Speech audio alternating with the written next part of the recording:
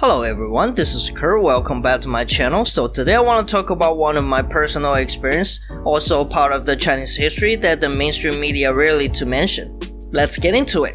The year was 1227 and the Mongolian invasion swept through the Song Empire like a wildfire, capturing most of its territory. The emperor brother, accompanied by their loyal escort, fled the capital as the Mongolian army pursued them relentlessly.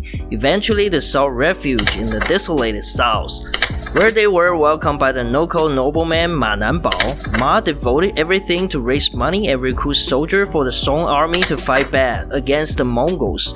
Unfortunately, despite the dying empire's countless effort in its final stride, it failed to slow down the process of total destruction. This represents a victory for the Mongol ambition of conquering the Song Empire. The final battle led by General Lu failed to defeat the Mongols, and in the last act of sacrifice, he jumped into the sea with the child emperor. This marks the end of 300-year-old Song Dynasty.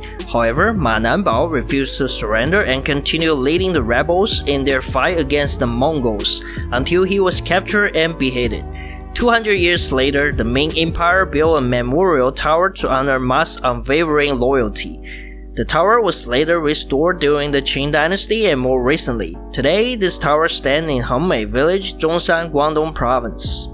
When I first arrived here as a transfer student from far western China, Guangdong Province seems like a foreign country to my younger self. While my classmates spoke Mandarin in school, after classes they switched to their hometown dialects, including Cantonese and Hakka, etc. etc. I have to learn this dialect to fit in, and it wasn't just about the language. Adapting to their custom and culture was quite challenging for me back then, especially since my Mandarin wasn't very good.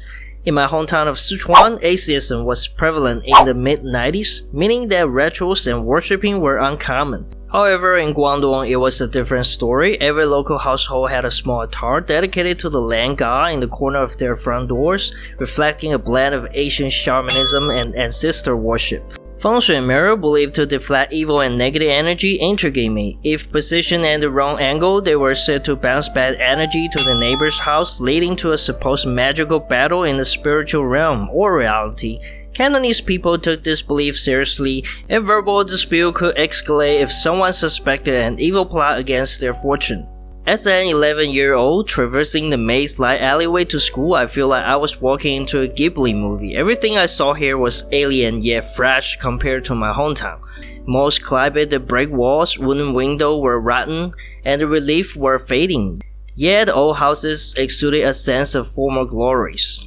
The village featured two types of architecture. One was the typical traditional Cantonese house, characterized by its tall wooden front gate guarded by a row of wrapping wooden railing. The lobby faced the gate with a small table in the middle and top chair on each side for the parents. I have only a few chances to visit this type of house, and to be honest, they were not very comfortable by today's standards. The high ceiling and limited ventilation wasted vertical space, and I recall climbing a ladder to reach the small attic where my classmates slept. Back in the day, most residents didn't bother modernizing this house, either due to financial constraints or the belief that restoring them wasn't worthwhile.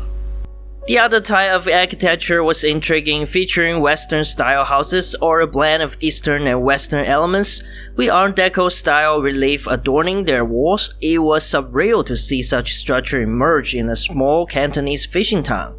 Here you can even find a small fortress popping out among these buildings. It makes you wonder, did they ever hide inside this building to defend against the bandits who were trying to take over the village? Unfortunately, I never set foot inside any of these houses. As far as I know, most of these properties are now abandoned. Unlike Northern Chinese, the Cantonese people were known for their entrepreneurial spirit, adventurous nature, and prowess in trade, even engaging in piracy. Those who struck fortune in Southeast Asia returned to build these Western-style houses. For instance, Ma Nanbao's descendants play a significant role in establishing one of China's earliest department stores, the Sincere Company. While the family grew bigger and stronger over the centuries, their influence waned over time. One cannot help but wonder how a different past may have shaped the residents and their culture today. As I grow older, my appreciation for this unique architecture and its profound symbolism only deepened.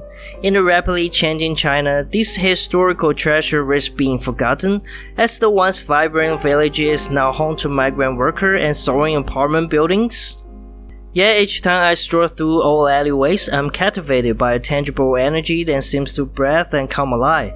It's as if the alleyway reflects different epochs, from the ancient empire to the late 19th century, from ancestor worship to modern capitalism symbol.